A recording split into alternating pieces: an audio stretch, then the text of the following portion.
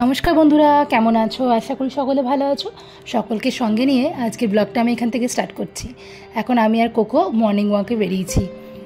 আজকে ওয়েদারটা বেশ এখনও রোদ ওঠেনি, বেশ একটু মেঘলা মেঘলা রয়েছে। সকালটা যদি একটু তাড়াতাড়ি ওঠা হয় না, তাহলে এই সুন্দর ওয়েদারটা পাওয়া যায়।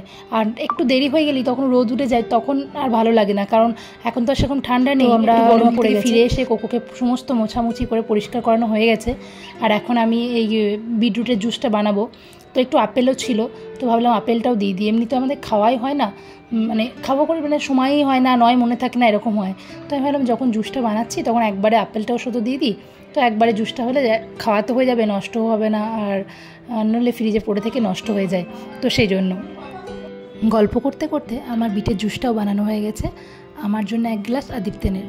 আর জুসটা ছাঁকনিতে ছেঁকে নেওয়ার পর আমি 2 চামচ করে মধু মিশিয়ে নিয়েছি। আজকে এবারই বাবা মা আসছে, কালকে বোলপুরে চেপেছে, তো আজকে রাতের বেলায় পৌঁছানোর কথা।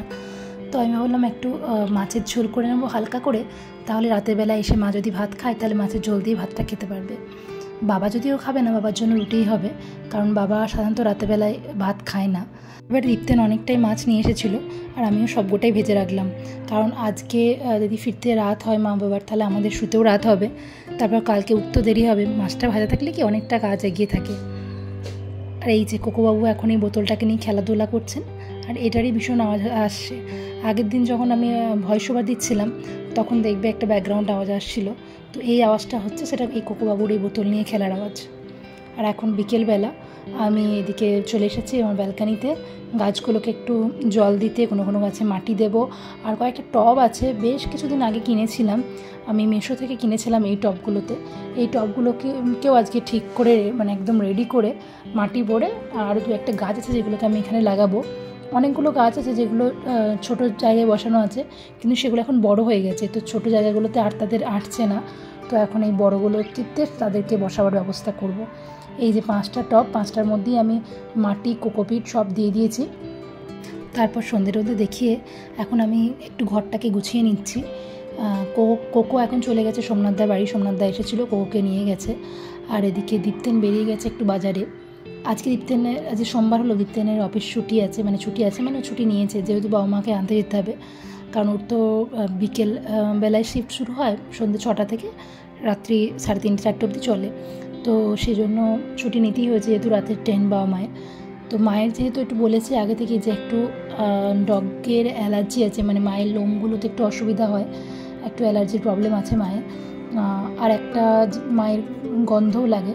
তো এইসবের জন্য আমি ভালো করে সোফাটাকে ভালো করে ঝেড়ে নিচ্ছি, পরিষ্কার করে নিচ্ছি এই ব্রাশটা দিয়ে, আর তার সঙ্গে সোফা কভারটাও চেঞ্জ করে দিচ্ছি। কারণ আমরা এখন ঠিক করেছি এখন এই কিছুদিন কোকো ওখানেই থাকবে সোমনাথদার কাছে, যাতে মায়ের কোনো অসুবিধা না হয়। আর কোকো সত্যি কথা বলতে সোমনাথদার বাড়িতে ভীষণ ভালোই থাকে, ওর কাছে এ বাড়ি আর ও বাড়ির কোনো তফাৎ নেই। হ্যাঁ, আমাদেরকে না দেখতে পেলে অবশ্যই মন খারাপ করে, তো সেজন্য আমরা তো যাবই, ওর সঙ্গে গিয়ে দেখা করে আসবো মাঝে মাঝে, বা ওখানে হয়তো সোমনাথদের বাড়ি তো বেশি দূর নয়, কাছেই, এখান থেকে হয়তো সোমনাথদের বাড়ি গেলাম, গিয়ে ওকে ওপর থেকে নামিয়ে নিয়ে এসে আমি হয়তো হাঁটতে নিয়ে গেলাম। আর এরকম প্ল্যান করা হয়েছে যেদিন সোমনাথদা ওখানে থাকতে পারবে না, তো তখন দীপ্তেন গিয়ে সেই টাইমটা থাকবে। তো এইভাবেই ব্যাপারটাকে অ্যাডজাস্ট করা হয়েছে, যাতে এখানে কোনো রকম মায়ের কোনো অসুবিধা না হয়। তো দেখা যাক এভাবে। তো আমি সেই জন্য সোফা কভারটা চেঞ্জ করে নিলাম, আর এটা হয়েও গিয়েছিলো অনেক দিন, এমনিতেও এটা পরিষ্কার করতেই হতো, তো ভালোই হলো যে চেঞ্জ করা হয়ে গেল। এখন এইখানটা একটু পরিষ্কার করে নিয়ে আবার ঠিক করেছি বাইরেটা, মানে ব্যালকানিতে প্রচুর গাছ হয়ে গেছে, তো মানে ব্যালকানিতে দাঁড়াবার বসার জায়গাটা ঠিকভাবে হচ্ছে না। তো আমি ভেবেছি 2-1টা গাছ যেগুলো ইনডোর প্ল্যান্ট, সেগুলোকে কয়েকটাকে আমি ঘরে ঢুকিয়ে নেব, তাহলে কি ব্যালকানিটা একটু ফাঁকা হবে। মাঝে মাঝে বাবা সকালের দিকে বা সন্ধ্যের দিকে, সন্ধ্যে না বিকেলের দিকে একটু বই পড়ে ব্যালকানিতে, তো তাহলে সেই জায়গাটা বাবারও অসুবিধা হবে না। তো আমি এই 2-1টা গাছকে আমি নিয়ে চলে এলাম। আমার সোফার দিকটা সব পরিষ্কার হয়ে গেছে, কিন্তু এখনও টিভি ক্যাবিনেটটা পরিষ্কার হয়নি। এরপর এখন টিভি ক্যাবিনেটটাকেও পরিষ্কার করতে হবে। তারপর আমি আমরা রেডি হব বাবা মাকে নিতে যাওয়ার জন্য। তো আগে একটু এগুলো ঘরটা গুছিয়ে নিই, তারপর আমি রেডিটা হব। আর এর মধ্যে আবার একটা কি প্রবলেম হয়েছে, দীপ্তেনের স্কুটির চাবিটা গেছে হারিয়ে, খুঁজে পাচ্ছে না, তাই বললো ফোন করে। তো ও যেখানে চাবি তৈরি করা হয় ওখানেই গেছে, বললাম না বাজারে গেছে, তো বাজারে কি ওই জন্য ফিরতে দেরি হচ্ছে। তো আমার ভিডিও করতে করতে আমার ফোনটা ফুল হয়ে গেছিলো মেমোরি, তো সেজন্য আর বাকি ভিডিওটাও ঘরে করতে পারিনি। তারপর অবশেষে দীপ্তেন ওর বাইকটা ঠিকঠাক করে বাড়ি ফিরে এসেছে। তারপর এখন আমি আর দীপ্তেন যাচ্ছি বাবা মাকে আনতে স্টেশনে। আমাদের একটু বেরোতে লেটই হলো, যেহেতু ওর স্কুটিটার একটু প্রবলেম হয়েছিল বলে, কিন্তু যাই হোক মনে হয় ঠিক সময় পৌঁছে যাব। তবে রাস্তাতেও একটু জ্যাম রয়েছে। আমি ভেবেছিলাম হয়তো জ্যামটা থাকবে না যেহেতু রাত হয়ে গেছে বলে, কিন্তু বেরিয়ে দেখছি যে না, একটু জ্যাম রয়েছে।